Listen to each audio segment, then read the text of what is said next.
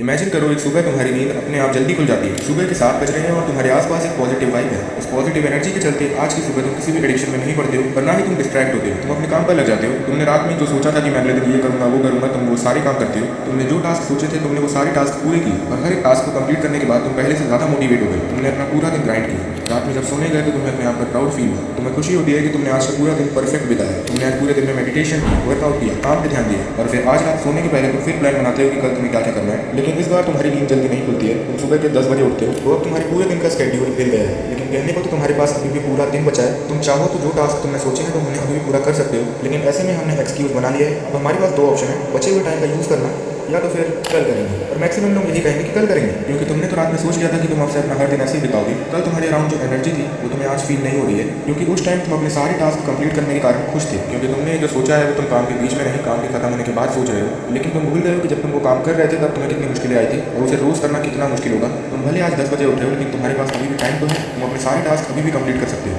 लेकिन तुम कुछ नहीं करोगे क्योंकि ये काम के पहले का समय है। अनकॉन्शियसली तुम्हारे ब्रेन को समझ आ गया है कि ऐसा दिन रोज़ बिताना कितना मुश्किल है। तुम खुद ही सोचो कि क्या ज़्यादा आसान है, दिन भर काम ना करके रात में 15 मिनट रिग्रेट करना या फिर दिन भर काम करके रात में 10-15 मिनट के लिए प्राउड फील करना। और इसीलिए your perfect day is imperfect. जब भी हम चेंज चाहते हैं हम बहुत भारी भरकम रूटीन बना लेते हैं कि कल से हम सब कुछ परफेक्ट करेंगे। एक ऐसा रूटीन जिसमें तुम अपने पूरे दिन को काम से भर देते हो।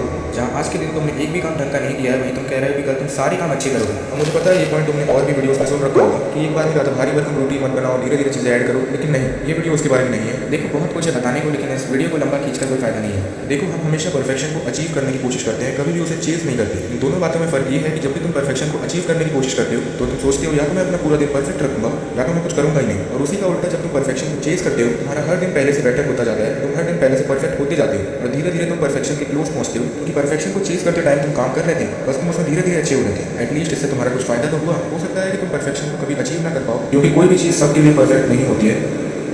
I'm sorry. Do not be sorry. Be better. I'm stronger. I'm smarter. I'm better. I am better. देखो अगर कोई भी नॉर्मल इंसान ये डिसाइड कर ले कि मैं कल काम करूंगा और तुमने सुबह से रात तक के लिए काम सोच के रखे हैं तो ऐसा रूटीन तुम कभी भी लाइफ टाइम के लिए फॉलो नहीं कर सकते। अप एंड डाउन्स आते रहेंगे। अब ऐसे में कई लोग दूसरों का एग्जांपल देंगे, जैसे कि अनून मस्क तो सुबह से रात तक काम करते हैं, मतलब वो रोज़ 18 घंटे काम कर रहे हैं, वो भी रोज़ सेम काम। जब उनके लिए पॉसिबल है तो हमारे लिए भी है ना?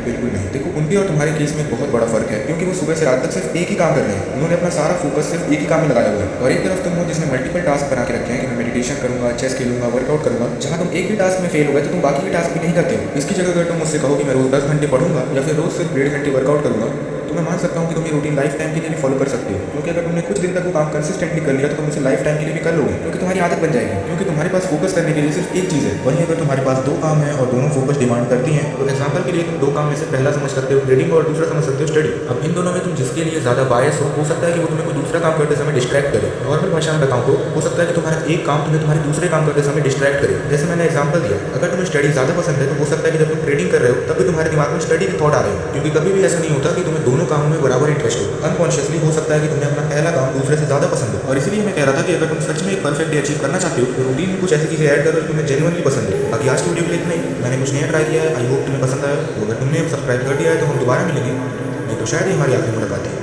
Bye bye.